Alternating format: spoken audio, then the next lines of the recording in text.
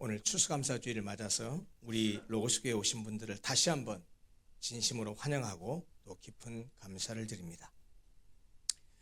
아마 오늘 오신 분들 중에는 교회에 처음 오신 분도 계실지 모르고 과거에 열심히 교회를 다니시다가 이런저런 이유로 교회를 안 가다 보니까 또 오랜 동안 방학을 하고 계신 분들도 계실 것이고, 혹은 교회나 교인들에게 받은 상처 때문에 교회로부터 한동안 멀어져 계셨던 분들도 있을지 모르겠습니다. 각자의 사연과 이유가 있으시겠지만 중요한 것은 오늘 이 시간에 주님 앞에 오셨다는 사실입니다. 참 잘 오셨습니다. 여러분을 잊지 않으시고 여전히 사랑하시는 하나님께서 여러분들을 오래도록 기다리셨습니다.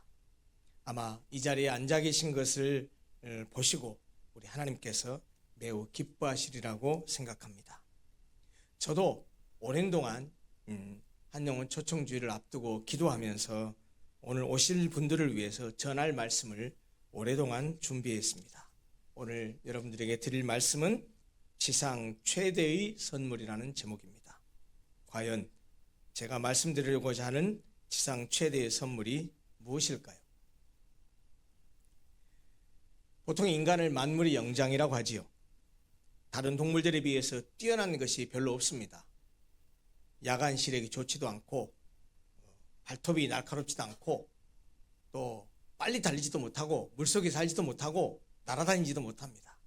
이런 물리적인 핸디캡이 많지만 이성을 통해서 우리 인간은 놀라운 과학기술을 발전시켜서 엄청난 문명을 이룩했습니다.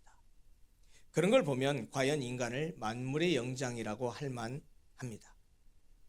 지금은 의학의 발전으로 인해서 거의 모든 불치병을 퇴치했고 인간 수명 100세 시대를 열어놓았습니다. 요즘 한참 논의되고 있는 AI 기술은 과거에 상상조차 하지 못했던 일들을 이제는 현실로 만들어가고 있습니다. 참으로 인간은 위대해 보입니다. 그러나 이렇게 위대한 존재임에도 불구하고 때때로 우리는 우리 인간이 얼마나 작고 초라한 존재인지를 절감하기도 합니다. 상상을 초월하는 지진, 화산 폭발, 태풍, 쓰나미와 같은 자연재해 앞에서 우리는 너무나 무력합니다. 우리의 머리 위에 수많은 인공위성이 떠 있고 우주를 날아다니는 과학기술을 가졌지만 우리는 우리 눈에 보이지도 않는 바이러스로 인해서 수년간 두려워 떨었던 적이 있습니다.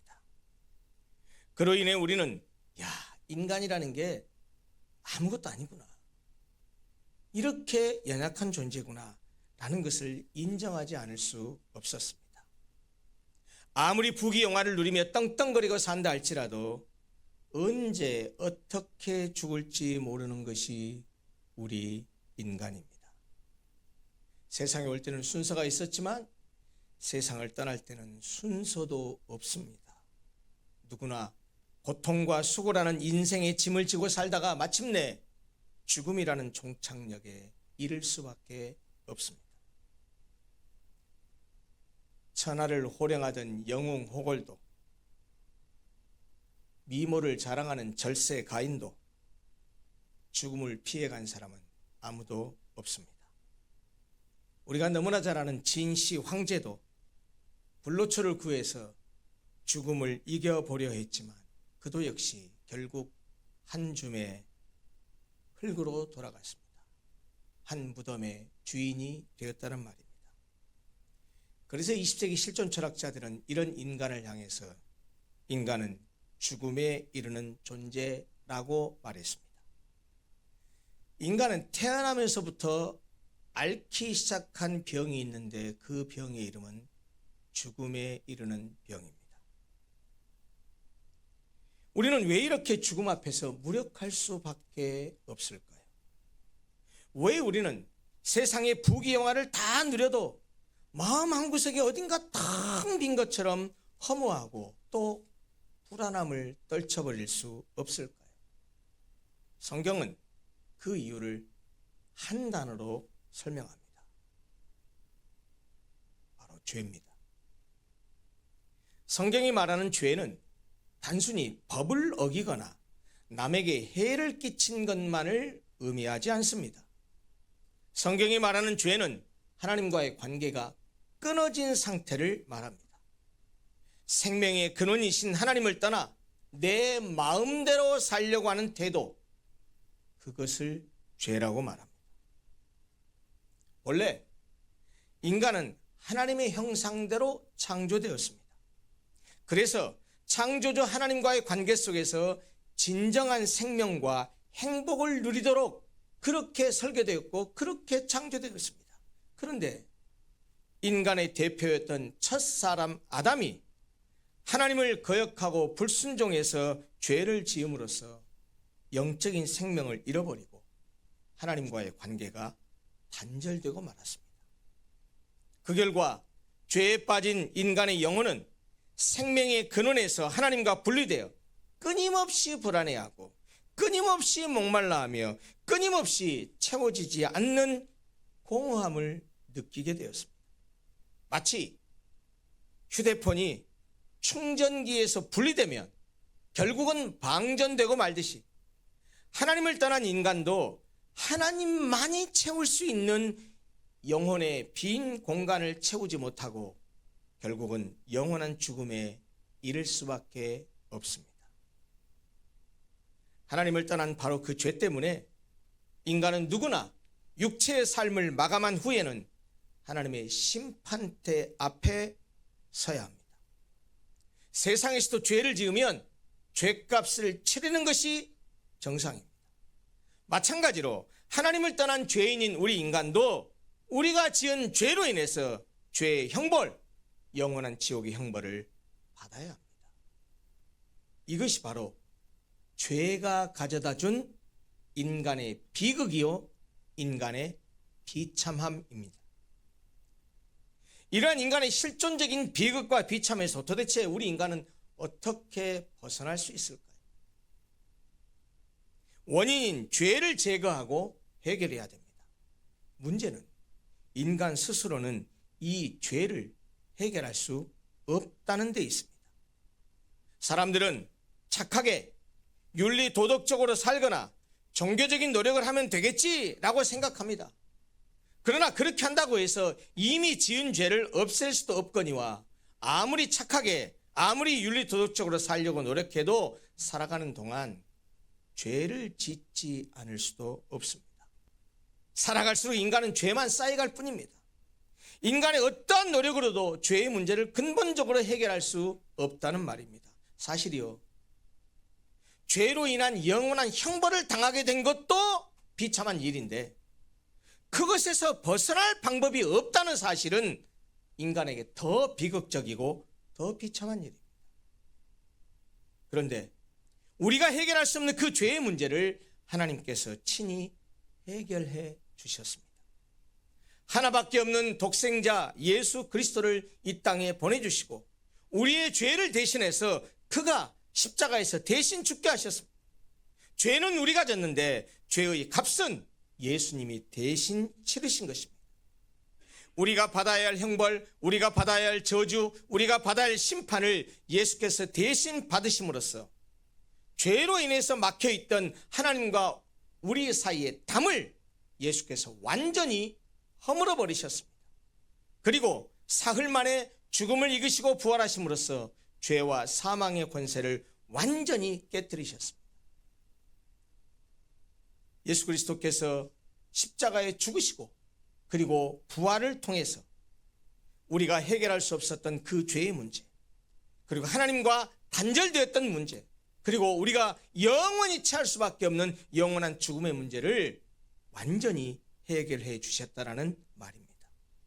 그리고 누구든지 그 예수 그리스도를 믿는 자에게 영생과 구원을 주시겠다고 약속하셨습니다. 그것이 오늘 우리가 함께 읽었었던 요한복음 3장 16절 말씀입니다.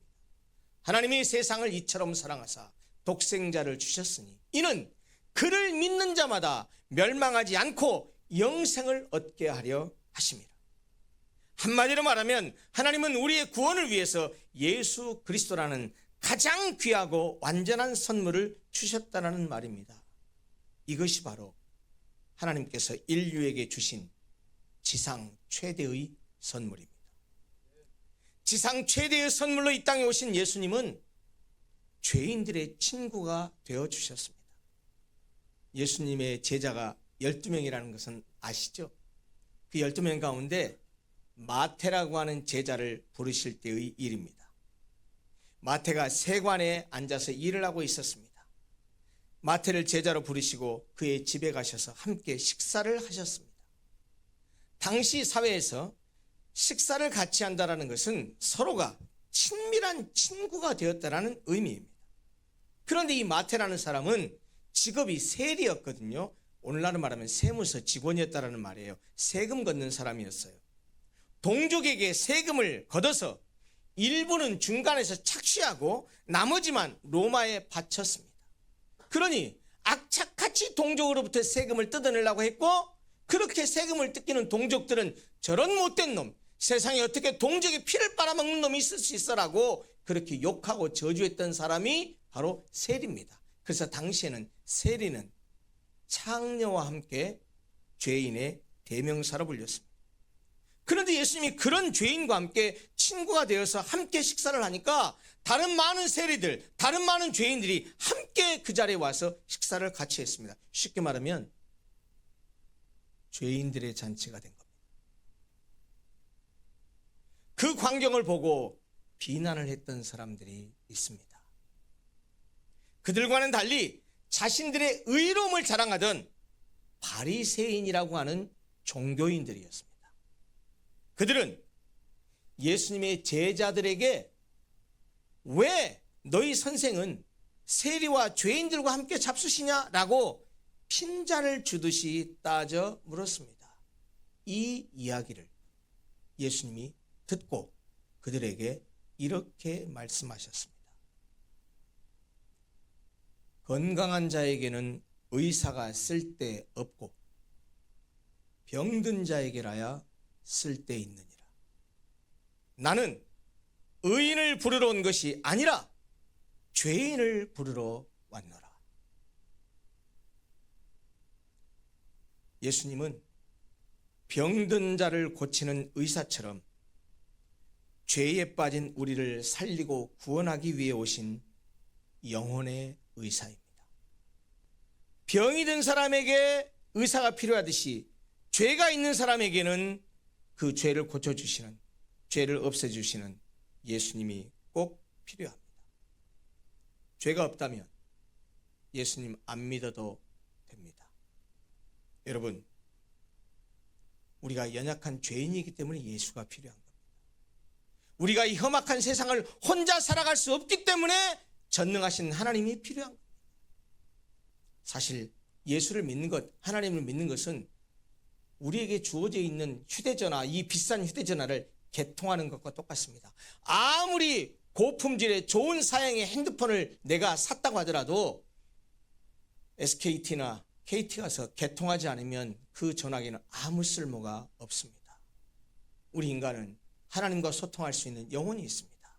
내가 하나님을 향해서 마음을 열고 그에게 나아가지 않으면, 믿지 않으면 그 하나님과 연결될 수가 없다라는 말입니다. 죄의 병을 치료할 수 있는 분은 오직 예수 그리스도 한 분밖에 없습니다. 사랑하는 성도 여러분, 그리고 이 자리에 함께 하신 형제 자매 여러분, 영생과 구원은 인간의 노력으로 얻을 수 있는 것이 아닙니다.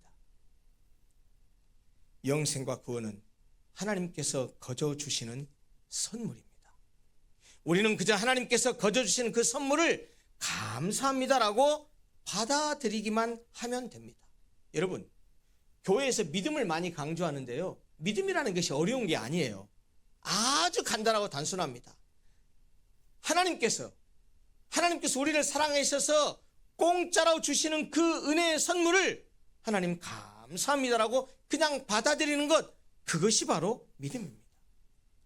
예수 그리스도라는 지상 최대의 선물을 주셔서 그를 통해서 영생과 구원을 예비하신 사랑의 하나님은 오늘 지금 이 순간에도 우리들의 마음을, 여러분들의 마음을 두드리고 계십니다. 요한계시록 3장 20절에 이런 말씀이 있습니다. 볼지어다 내가 문 밖에 서서 두드리노니 누구든지 내 음성을 듣고 문을 열면 내가 그에게로 들어가 그로 더불어 먹고 그는 나로 더불어 먹으리라. 사랑하는 성도님들, 그리고 오늘 우리 로고스교회에 초대받아 오신 VIP 여러분, 하나님은 여러분 한 분 한 분 이름을 알고 계십니다.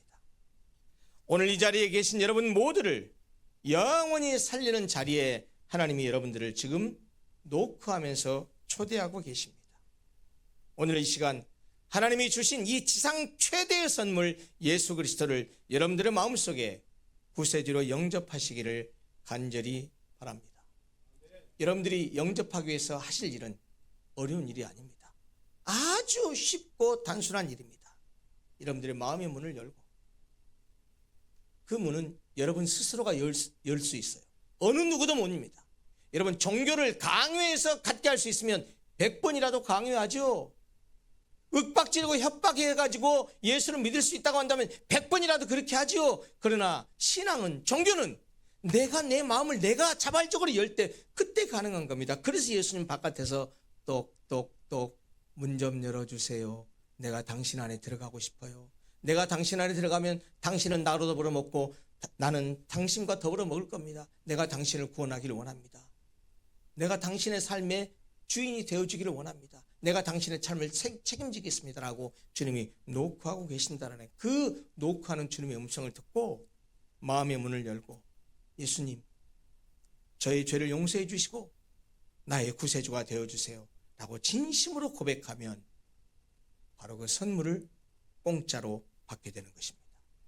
오늘 이 순간이 여러분의 생애에서 가장 복되고 가장 아름다운 시간이 되기를 바랍니다. 영원한 생명을 얻을 수 있는 귀한 결단의 순간이 되기를 축복합니다. 기도하겠습니다.